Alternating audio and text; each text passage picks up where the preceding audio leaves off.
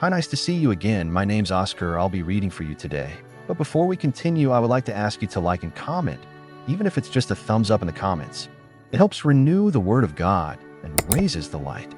Today, in the last of the series, which is number 12 of the 12 disciples of Jesus, we turn our gaze to the 12th disciple of Jesus, Judas Iscariot, a name that echoes through history.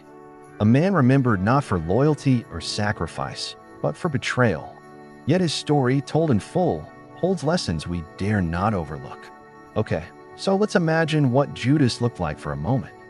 A man of medium build, standing perhaps 5'6", lean from the long roads of Judea. His face darkened by the sun, eyes deep brown, sharp, restless, hair black and coarse, falling to his shoulders, a beard trimmed but not full, giving him a severe expression. His hands calloused, partly from work, partly from handling coins.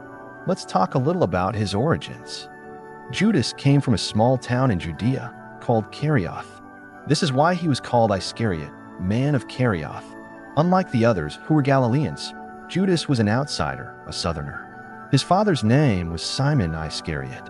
But beyond that, scripture is quiet about his family. No mention of a wife. No record of children. No tender stories of a mother's care. Judas stands in history largely alone.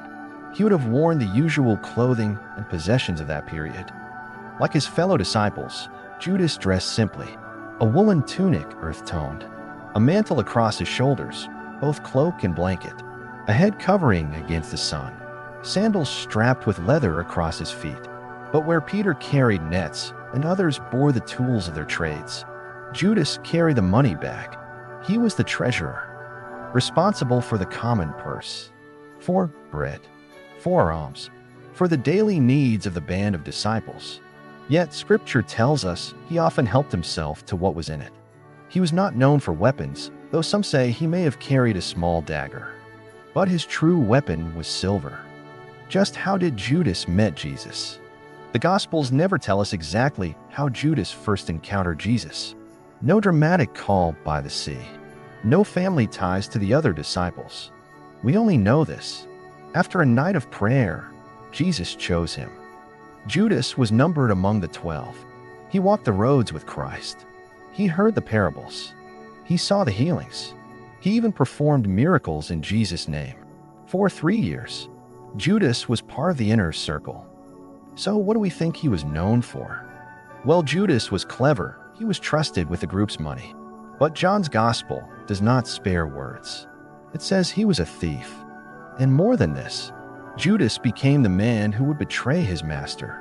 When Mary anointed Jesus with costly perfume, Judas objected, saying the money should have been given to the poor.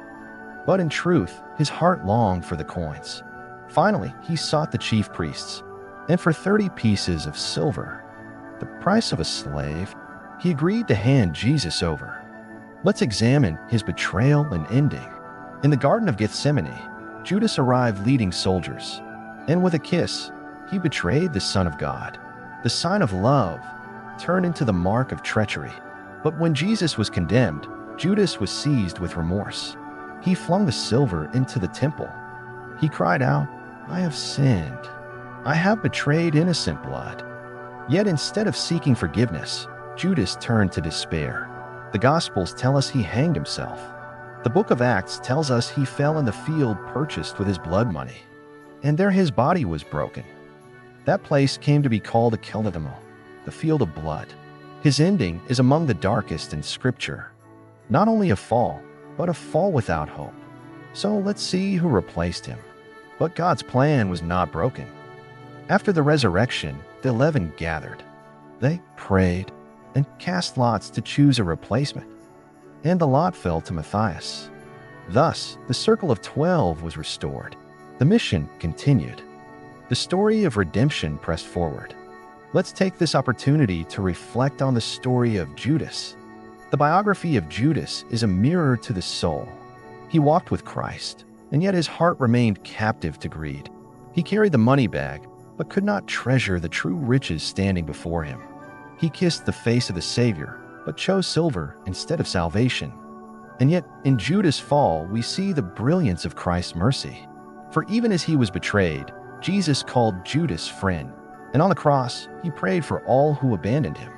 Judas warns us, but Christ redeems us. We will now say a short prayer. Please join us. Let us pray. Heavenly Father, you search our hearts and know our weakness. You teach us through the failings of Judas that greed blinds, betrayal destroys, and despair consumes. Guard us, O Lord, from loving money more than you. Keep us from choosing the fleeting over the eternal. And when we stumble, save us from despair. Teach us to run to you for mercy, to trust in your forgiveness, and to remain faithful to Jesus, who was faithful even unto death. Through Christ our Lord we pray.